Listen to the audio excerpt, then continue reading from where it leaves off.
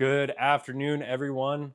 I'm back. It's Sam Danford here with your weather update. It's currently around 3 p.m. here on February 15th, Sunday, here in Jackson, Wyoming. And you're looking at a live shot from the top of the tram here, Rendezvous Peak. And just look at the ominous clouds that are coming over the Tetons right now. We'll look at another camera in a second, and we'll actually see a little bit of snow coming in already in the highest terrain. Beautiful shot of the valley here, showing kind of our current state of the snowpack.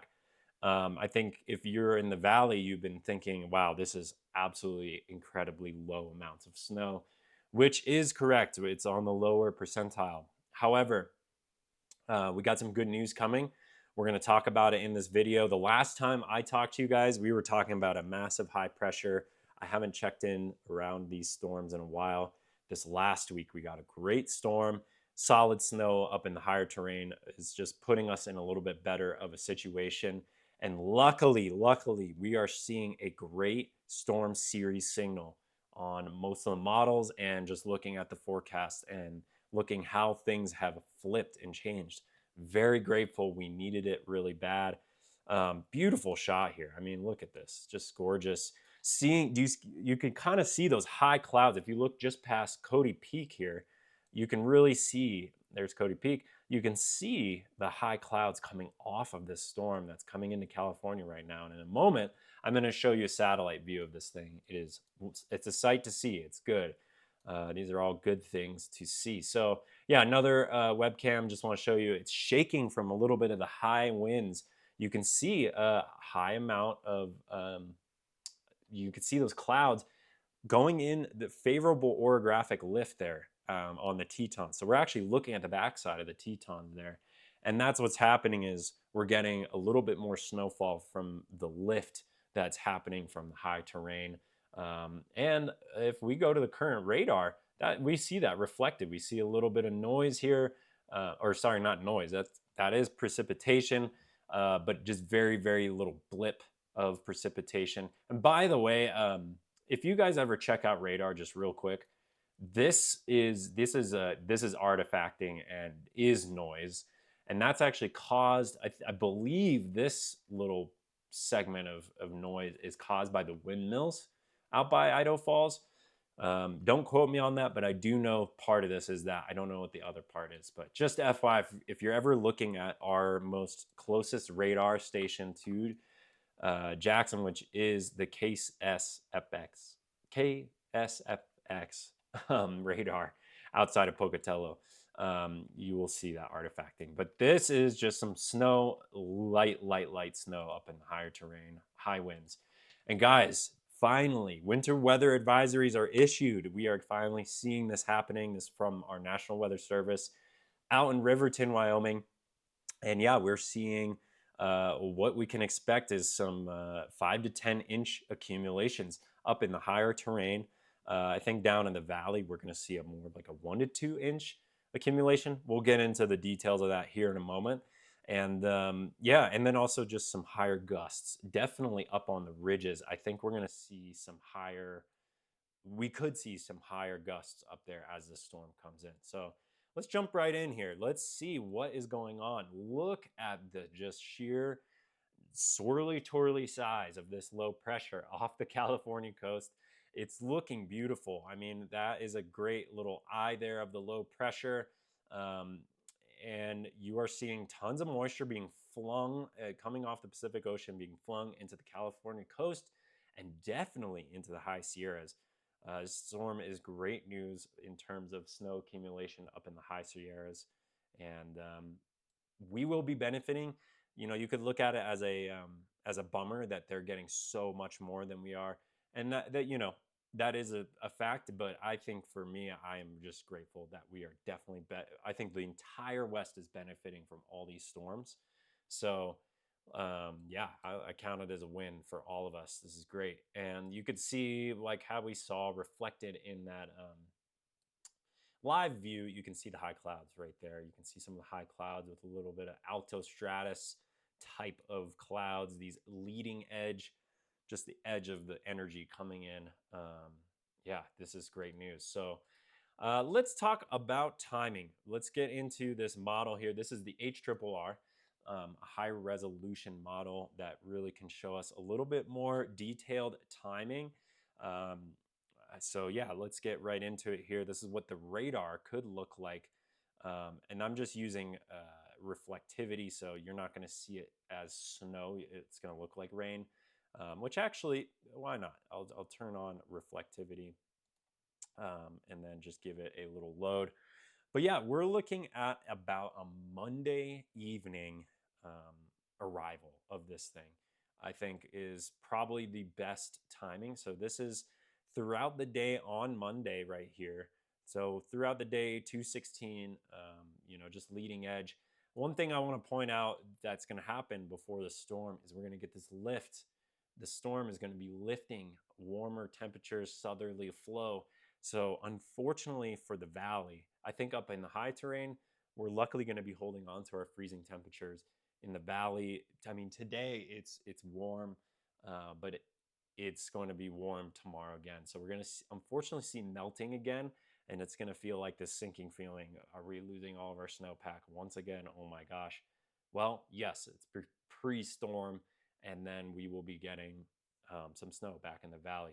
Now, for this first wave, I only expect 1 to 2 inches or so in the valley, but yeah, luckily, once the front passes, overnight Monday, we'll see a little bit cooler temperatures and a trend of cooling down.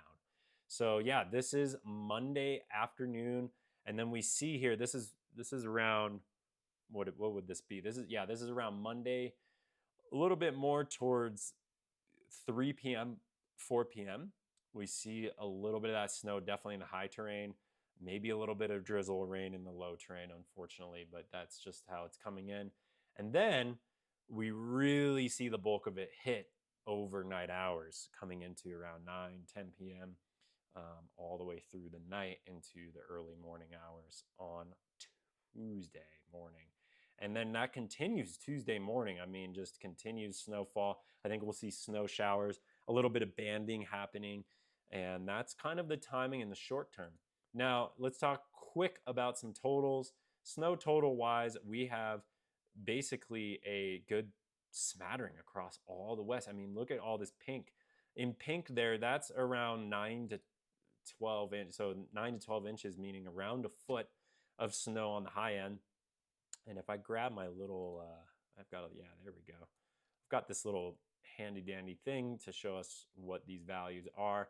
And yeah, we're seeing in the high terrain 9 inches or so, I think on the high end. And this is, where are we at? This would be on morning of Tuesday. So we'd still have more to go with this. This is the HRRR, so it doesn't forecast that far out. But down in the valley, a 2 to 2 inches, 1 to 2 inches around there. We're seeing down in the valley of Jackson. So yeah, definitely some good snow in the Tetons. I think a solid little thing.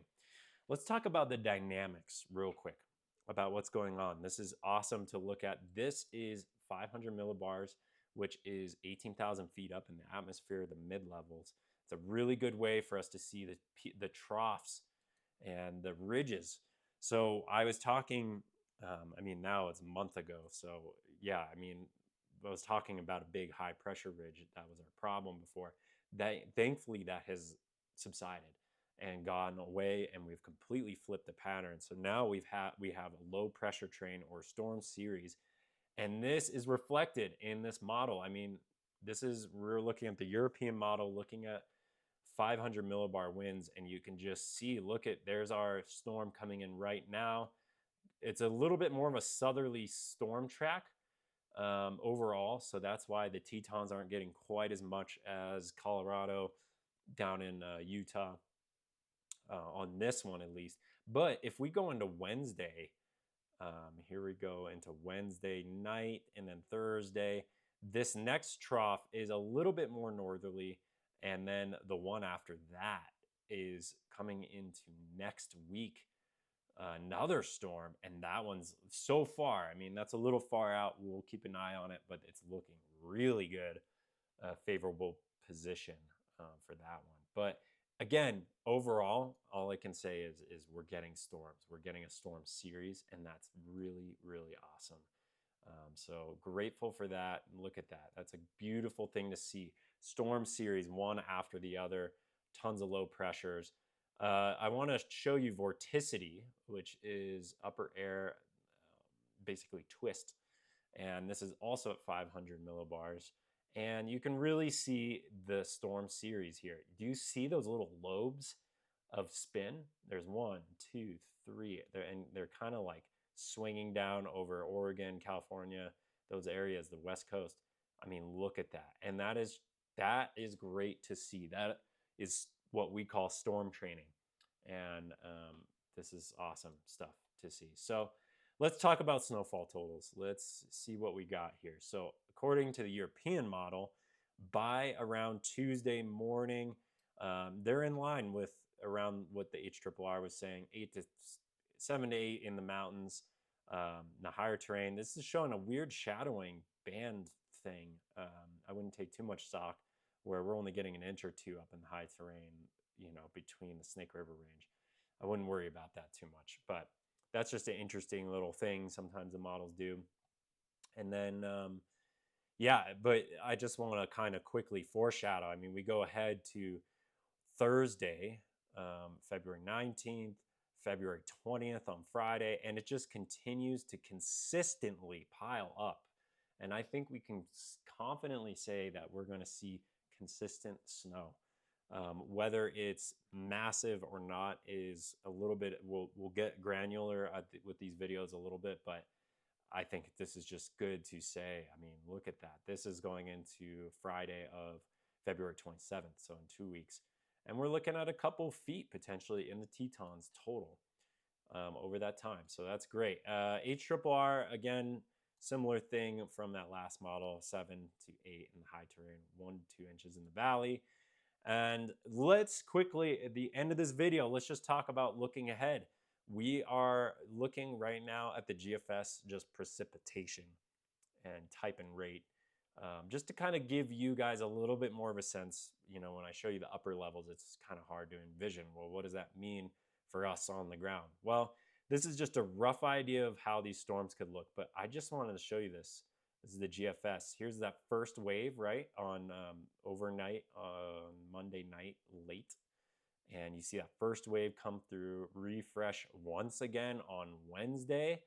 Look at that. Wednesday night into Thursday, another wave. And the same thing will go for, we get a little break. So Friday, I think we'll get some lingering snow. Over the weekend, I think we'll get a break.